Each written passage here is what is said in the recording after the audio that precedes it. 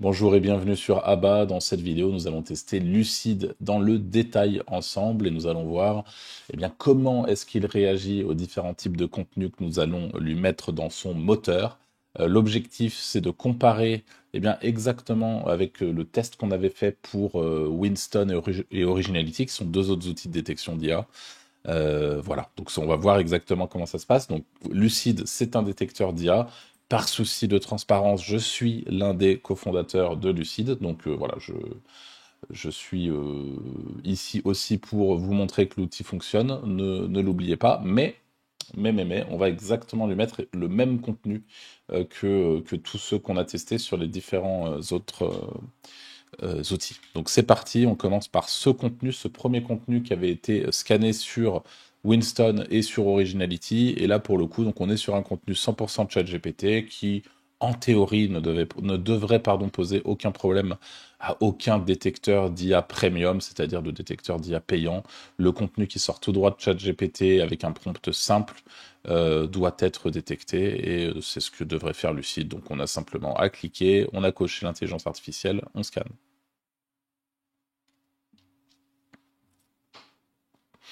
Donc le résultat met quelques secondes à arriver.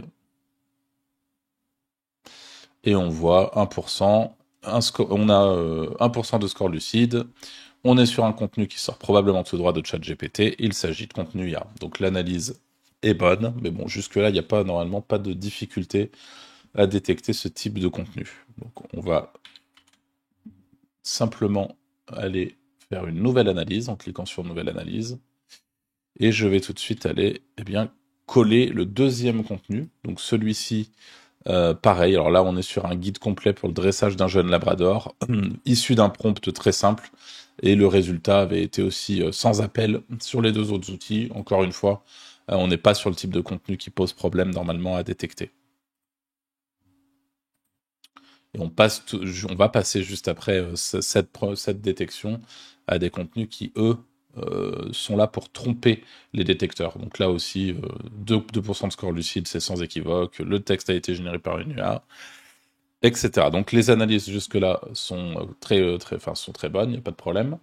On va tout de suite écarter les deux contenus qu'on a déjà scannés et je vais scanner le troisième qui, lui, par contre, est un piège pour les détecteurs. Donc on va voir comment se comporte Lucide.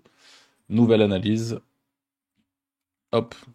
Voilà, alors cette partie-là, on a utilisé un prompt ici qui permet de tromper justement les détecteurs et d'humaniser un contenu le plus possible. On voit que Winston avait été complètement trompé et Originality, par contre, pour ceux qui ne veulent pas aller voir forcément le test complet sur Originality, avait bien détecté l'IA dans ce contenu. Mais le problème, c'est qu'Originality avait aussi détecté de l'IA dans du contenu journalistique un peu plus tard. Donc c'est voilà, on va dire qu'il est assez strict et souvent sans trop de raison.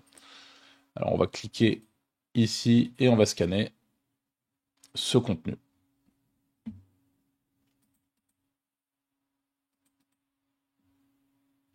Alors on voit que Lucide voit cette fois-ci 26%. Donc le score lucide, ce score lucide suggère un contenu généré par intelligence artificielle, mais représente un niveau de qualité respectable pour une création automatisée.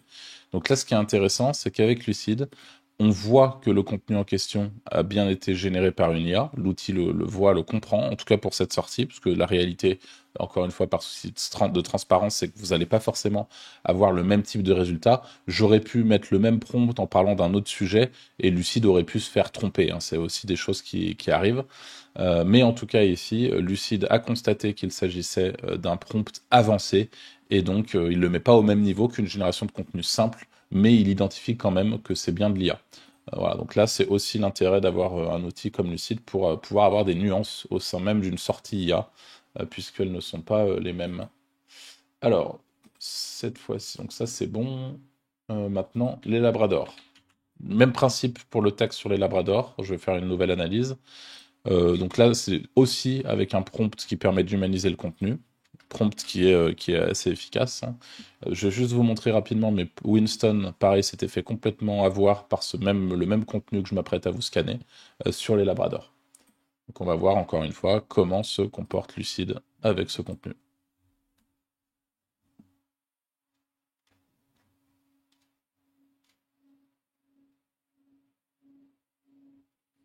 Et là, on voit qu'il s'est fait avoir, ou presque en tout cas, parce qu'on est à 50% pour un texte qui, en réalité, a été écrit par l'IA. Donc, votre texte marque un seuil de qualité appréciable, flirtant avec notre définition d'un bon contenu. Il pourrait bénéficier d'un enrichissement pour gagner en profondeur. Un score lucide de 50% peut aussi indiquer une origine IA basée sur un prompt soigné, alliant technologie et créativité humaine pour un potentiel d'amélioration. Donc là, Lucide dans l'analyse ne prend pas de risque, mais en tout cas, il détecte pas ça comme de l'IA à 100%, alors que c'est bien de l'IA à 100%.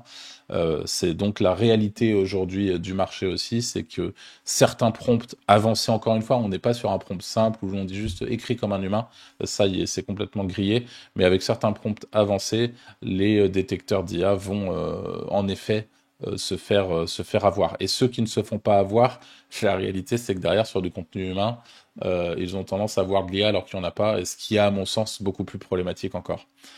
Donc voilà, c'était pour la petite analyse du deuxième texte, et on est parti tout de suite sur un texte, cette fois-ci, écrit par un journaliste sur Le Monde. Bon. Donc je vais tout simplement rajouter le texte de Le Monde ici. Qui date d'il y a quelques jours, hein, puisque c'est le même texte. Donc là, pour le coup, Winston n'a pas fait d'erreur. Hein. Pour lui, c'est du 100% humain. Mais la réalité, c'est que c'est pour Originality, pardon. Là, il y avait peut-être, alors j'ai plus les détails, mais en tout cas, c'était pas du tout du 100% humain. Il y avait même un bon pourcentage d'IA pour lui, ce qui, à mon sens, est complètement impossible dans ce type de contenu. Donc c'est quand même un peu compliqué.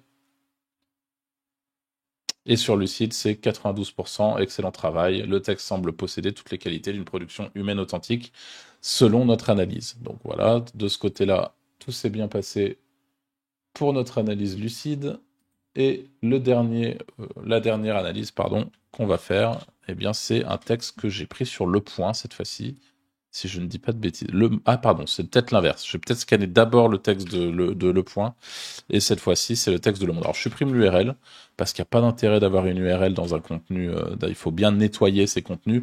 Vous voyez, tout ce qui, par exemple, je vous dis une bêtise, mais là, le partage ici, c'est ce qui a été pris sur le site, les heures, etc. Ça, on n'a pas vocation à vérifier. Alors là, je vais le laisser, parce que sinon, ça devient un petit peu chiant. Mais dans la théorie, je vous invite à chaque fois à nettoyer tout ce qui est adresse, etc. Parce que ça, tout ça, on n'a pas envie de savoir si c'est de l'IA. Une adresse email, on sait que bon, c'est pas nécessairement écrit par une IA, et en tout cas, on se fiche de savoir si c'est le cas ou non. Et ce même texte, donc du coup sur Winston, par souci de transparence aussi, a bien été détecté comme humain. Et sur Originality, pareil, il y avait un doute. Enfin bref, c'était un peu particulier. Et on scanne.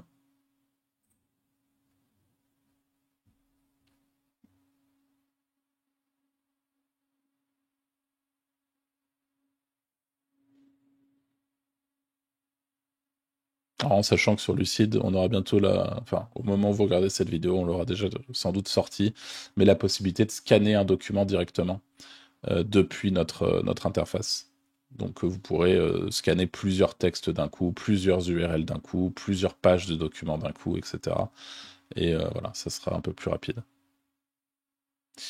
Et du coup, un score de 99%, ça fait longtemps qu'on n'avait pas vu un texte aussi humain, c'est remarquable. Donc là aussi, l'analyse est bonne, le contenu est bien humain, et il est détecté comme tel par Lucide. Alors si on peut faire un petit bilan déjà de ce qui est proposé par Lucide, il y a simplement eu une petite erreur, entre guillemets, c'est pas réellement une erreur, mais je vous ai expliqué comment avait été interprété le texte.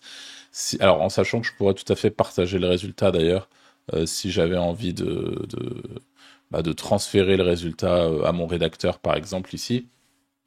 Mais donc il y a eu cette petite anomalie, on va dire, sur la partie où on lui fournit un texte qui est censé tromper les détecteurs, et on a un score de 50%, qui en effet montre bien qu'en tout cas l'IA n'est pas détectée en tant que telle comme de l'IA pure et dure sortie de ChatGPT, alors que c'est bien le cas. Mais encore une fois, n'oubliez pas que ce type de prompt, c'est des prompts avancés, c'est d'ailleurs des prompts que je ne distribue pas, mais que vous pouvez, si vous êtes évidemment intéressé par ce sujet, retrouver en ligne, que vous pourrez arriver à retrouver, je veux dire, mais il faut s'intéresser à tout ça et faire pas mal d'expérimentations. Quoi qu'il en soit, dans le gros de ce qui a été testé, si vous superposez les 3 vidéos des 3 détecteurs principaux du marché aujourd'hui, c'est-à-dire Originality, Winston et Lucid, eh bien, on a Originality qui, en effet, ne se fait pas griller, enfin, ne se fait pas, sur les tests qu'on a fait en tout cas, ne se fait pas prendre par ce type d'enjeu. Il va détecter l'IA à 100%, mais il n'y a aucune nuance, c'est-à-dire qu'entre un prompt ultra basique et un prompt ultra avancé, il nous dit que c'est de l'IA, point barre. Euh, mais le problème d'Originality, à mon sens toujours, c'est qu'étant donné qu'il est très strict avec l'IA, on va avoir pas mal de textes humains, journalistiques, qui est vraiment écrit à 100% par des humains, qui vont sortir comme étant 30-40% IA, ce qui a été le cas avec des textes de Le Point ou Le Monde, ce qui est quand même, à mon sens, un peu problématique, dans la mesure où, enfin moi je le sais, ces journalistes-là n'utilisent pas l'IA, ce serait quand même un comble, surtout sur des médias comme ça. Donc ça, c'est un premier fait, c'était Originality. De l'autre côté, on a Winston qui nous permet d'avoir du coup des analyses plutôt correctes sur tout ce qui concerne contenu humain et contenu classique IA, pas de problème. Par contre, dès lors que le prompt est légèrement avancé ou qu'il y a un petit peu de réécriture, là, il est complètement faussé puisque on l'a vu, mais sur les textes humanisés avec des prompts, on a Winston qui, lui, considère que c'est 100% humain. Donc là aussi, il y a un problème à mon sens. Et on a Lucid qui est un petit peu plus nuancé, qui va proposer justement des scores euh, assez différents, avec des analyses différentes. Et on le voit quand c'est un prompt avancé, complexe. Il essaye de nous le dire quand il le peut, il essaye d'interpréter ça comme tel, et c'est ce qu'on a vu sur le premier texte un petit peu complexe qu'on lui a proposé. Et sur la partie humain, pas de problème de détection. Sur la partie IA pure et dure, ChatGPT, prompt classique, pas de problème de détection. Et on essaie d'avoir cette nuance au milieu pour les contenus qui sont soit modifiés, soit vraiment réalisés avec des prompts avancés et qui sont issus de bonnes sorties. Voilà, donc c'est comme ça, vous avez un champ assez global de ce qui se fait aujourd'hui. J'espère que cette vidéo vous aura plu. N'hésitez pas à vous abonner à cette chaîne YouTube, un petit like, un petit commentaire. Si vous avez des questions, n'hésitez pas. Et quant à moi, je vous dis à très vite pour une prochaine vidéo.